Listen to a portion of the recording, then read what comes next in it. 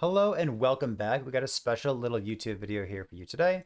We are talking with the one and only Mastersword. Mastersword, say hi. Hey everybody. Mastersword's been playing this game for a hot minute at this point, and I feel like you've been playing for maybe as long as I have, but how long have you been playing Last Epoch? I believe since 085.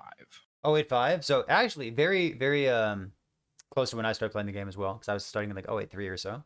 So for as long as I've known, you've been playing Forge Guard primarily, a lot of Sentinel builds, and only ever using your namesake swords. Before we jump into the build, I want to hear the lore about why you've been using a sword for your whole life.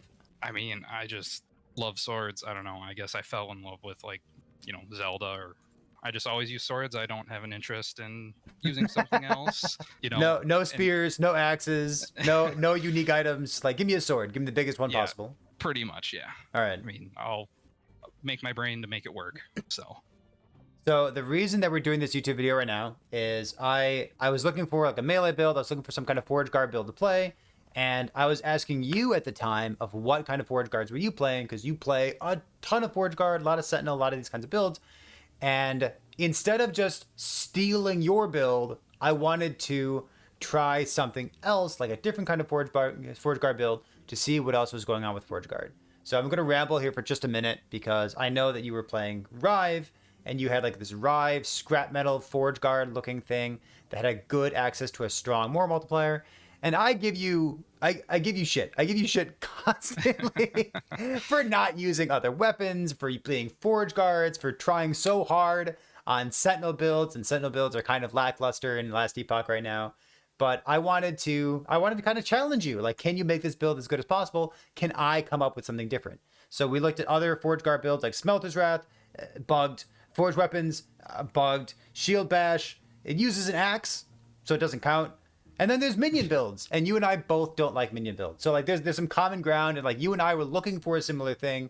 Can we find builds that aren't Warpath? Because you and I also don't like Warpath. The build that I came up with was this like Forge Strike, like mana generator, mana spender build, and I was trying to come up with something to rival yours because I'm pretty sure that your build is just good.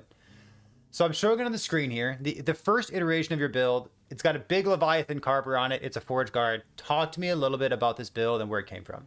yeah, so kind of back when I was doing the Aurelius Polaris setup with the Electrify, um, I was really invested into that. If you remember, I got it to like 500 or so corruption, and I hadn't actually before that I hadn't really experimented a whole lot with dual wield setups on Sentinel. So I was like, let's see how this works. I think like the parry chance they just added is going to be great. It should offset any downsides.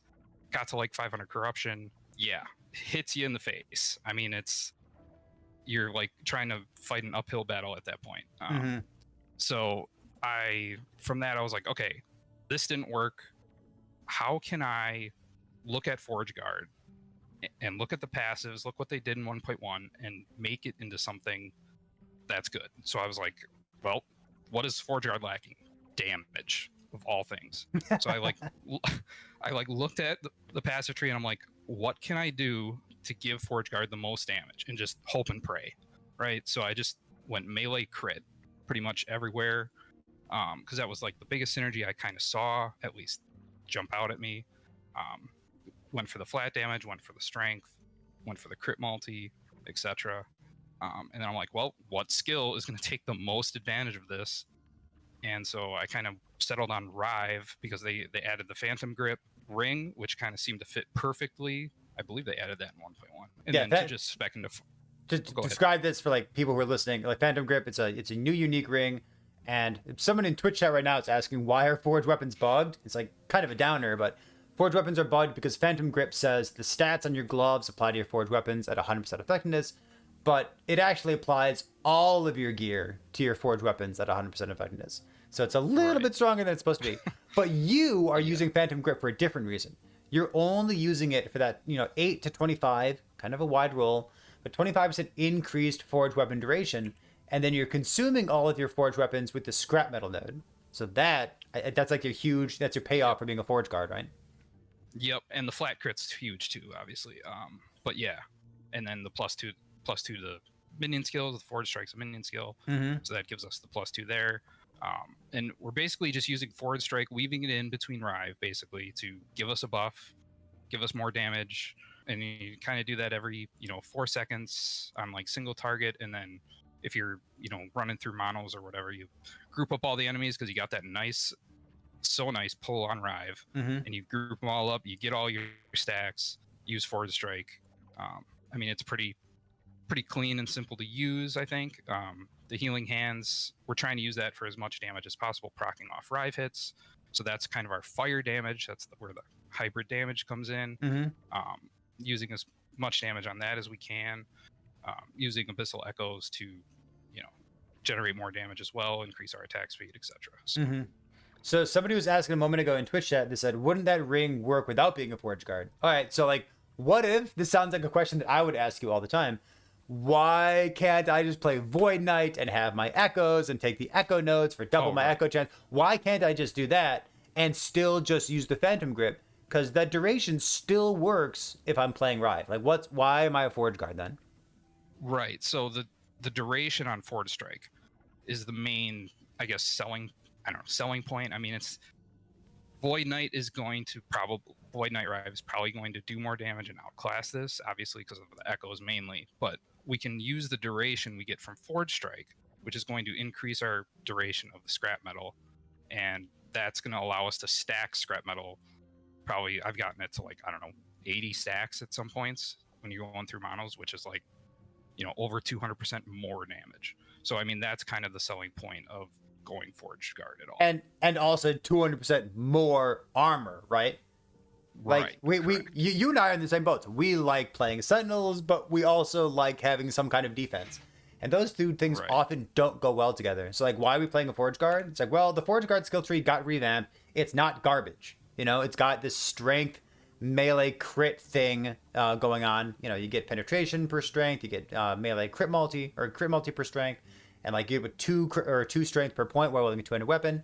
And like you have real defense. Like Forge Guard, listen, in my opinion, still kind of a snore fest. I wish Smelter's Wrath were better. I wish these other skills were more interesting. But it's tanky. It's definitely the tankiest of the three Sentinel classes. I'm looking at this right now. Are you a lunatic for not taking Liquid Iron? Did you really not take Liquid? You're crazy, dude. I mean, I kind of went back and forth in my head, honestly, because I feel like with the armor you get from scrap metal, right? Like you just said, and combined with the Eternal Gauntlets, right, and your damage over time to armor mitigation, you're going to get a lot just from that. So I'm just thinking, I'm like, I don't want to get wiped out by a big hit if I occasionally can't dodge it or whatever. So why not just take that 5%? I know that's always there. It applies to both of them, right? Hits and dots. So that was kind of my thinking there. So you have like this, like 6 points. You go like 1, 2, 3, 4, 5, 6. It's like 8 points for Liquid Iron, but 6 points for this. 5% less damage taken all the time. Okay, I like it. I mean, yeah, once you like kind of stack your scrap metal stacks, I think it kind of scales a bit better at that point, I guess is kind of my thinking. I'm not going to dig into your gear yet. We're going to do that a little bit later on, and I'm going to let you just like go through your skills and whatnot the way that I normally would during a video. But I want to hover over a second build planner here, because the first build planner, which is the one that I referenced when I made a previous video talking about Forge Strike, I said like, Mastersword, he's this dude, he's playing Leviathan Carver, and he hates attack speed. But since then, you pivoted and you started using a different sword instead. So is this better? Is this worse? Is this different? Like what's going on with Merophage? So I think overall it is probably definitely going to be better. Leviathan. So I've been thinking in my head, like for the longest time, like we have this sword. It has a crap ton of damage on it. I'm like, we have to be able to use it for something. And I mean, it felt decent. I have a tier 6 increased attack speed on one with just 1 LP. I was thinking maybe it could be possible to drop a 2 LP. Unfortunately, as you probably know, I have not been very lucky in 1.1. Super rare, yeah. Yeah, so I have not dropped a 2 LP, but I had the attack speed. It felt good. It just, I wanted to see if I was like, could try something else and have it be better. Obviously, I'm sure this goes without saying. I'm sure there's other types of weapons that may work even better, like sword catcher or some axe, whatever. Ah. Those exist. Spears. I decided to go maybe try Merophage. So I'm gonna used... interrupt just for a second, Sure. but I think the reason that you landed on Leviathan Carver to begin with was the dual wield two-hander node in Rive. So that's Foe Cleaver, Yep. of course, and it Right. says stats on this weapon that directly add damage, increase damage, or have a chance to apply ailments on hit are doubled, which is in a way dual wielding two-handers. I wish there was a visual that went along with it. But Leviathan Carver, it's got a ton of percent increased damage. It's got a bunch of flat damage, both the implicit and explicit. And does the Fizz Pen double? Do we have any way of knowing whether the Fizz Pen doubles? Honestly, I haven't tested. I mean, that's just my hypothesis. I mean, I think it might, but I don't know for certain. No. But if you had Armor Shred on this, like that would double as well. If you had Bleed on this, that would double. Right. Anything else. So Yep. the melee attack speed doesn't. But Leviathan Carver, it's got a lot of stats that just work well with Rive, except for the fact that it's so slow. Okay, so starting with that weapon, we're talking with the Foe Cleaver node, Merophage. Tell me about this.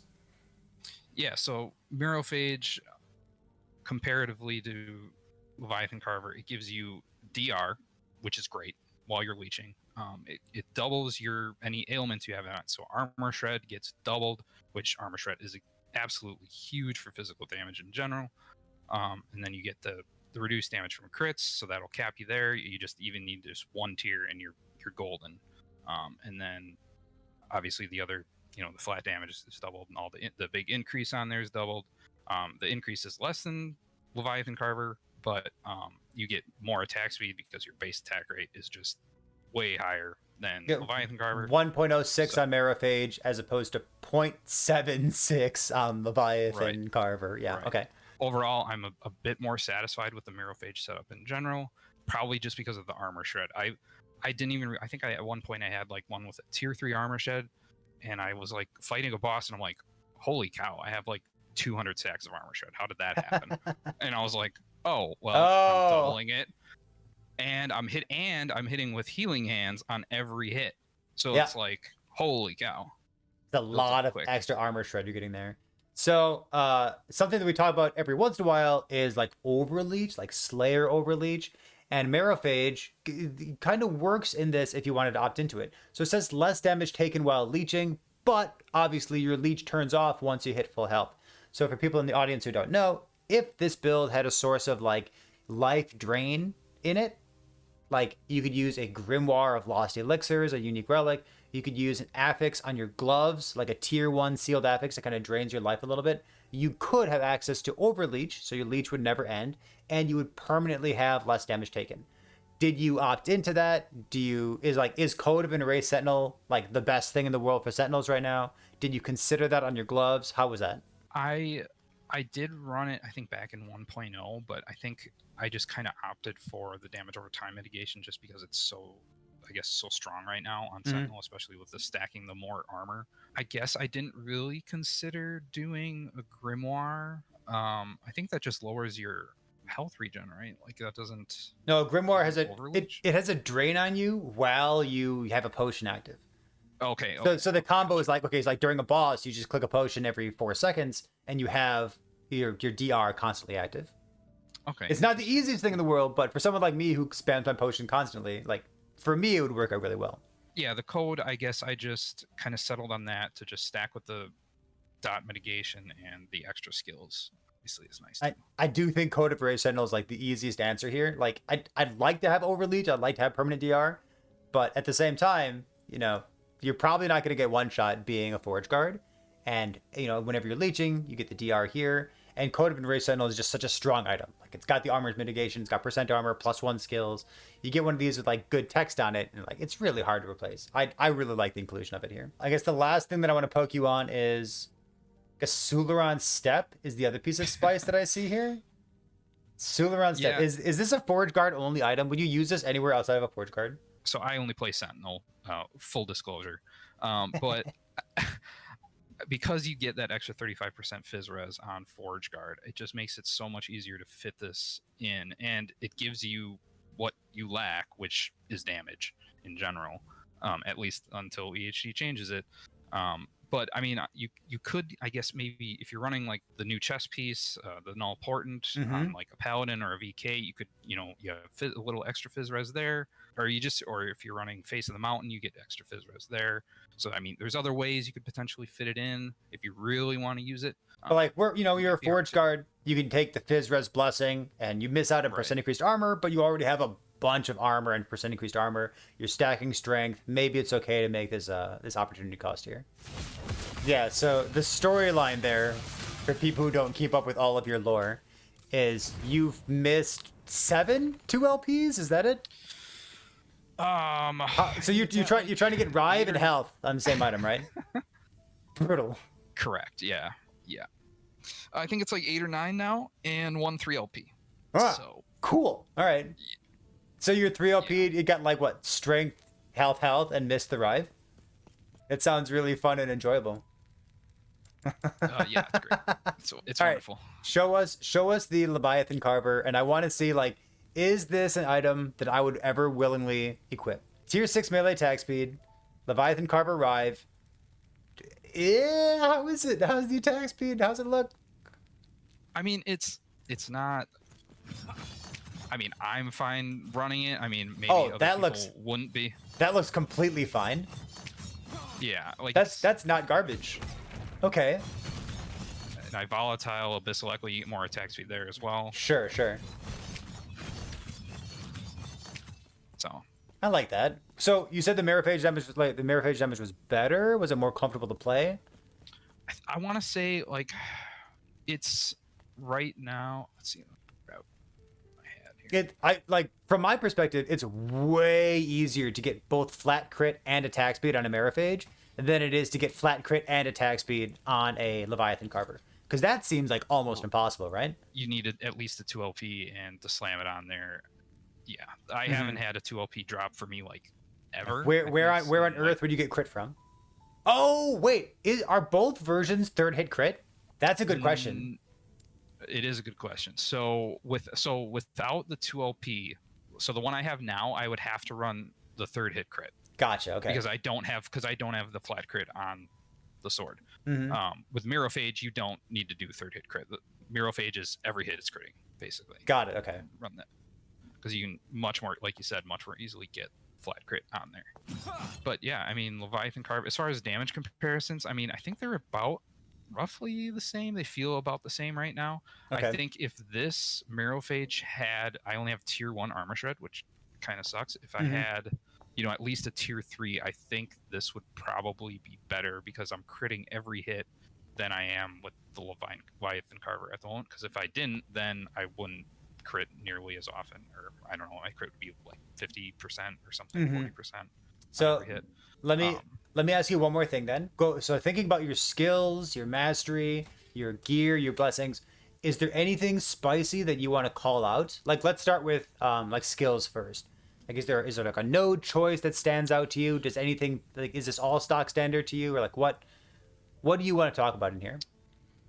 I mean, I think the big thing that makes this kind of cool and interesting, I think, is the forge weapon duration, because not a lot of people really, they look at Forge Guard and they don't see anything distinct that distinguishes it from, Paladin or VK. And I think the forge weapon duration interaction with scrap metal is something that, I kind of want to call attention to with this build, and kind of maybe have people see for the first time that, this interaction makes this almost doubles, I think, base duration of 10, you get like 90% increased duration. It's like 20 seconds of this thing. Yeah.